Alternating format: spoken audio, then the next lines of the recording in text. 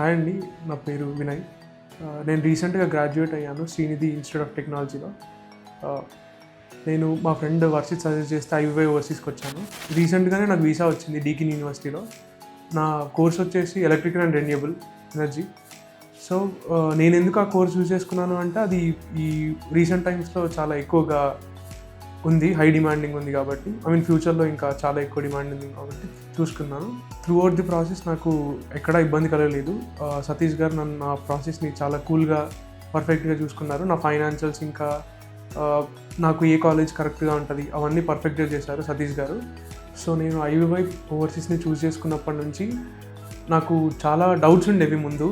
ఈ ప్రాసెస్ ఎలా అవుద్ది, ఫైనాన్షియల్స్ ఏమేమి కావాలి, నేను ఈ యూనివర్సిటీకి సెట్ అవుతానా లేదా అని చెప్పేసి చాలా డౌట్స్ ఉండేవి.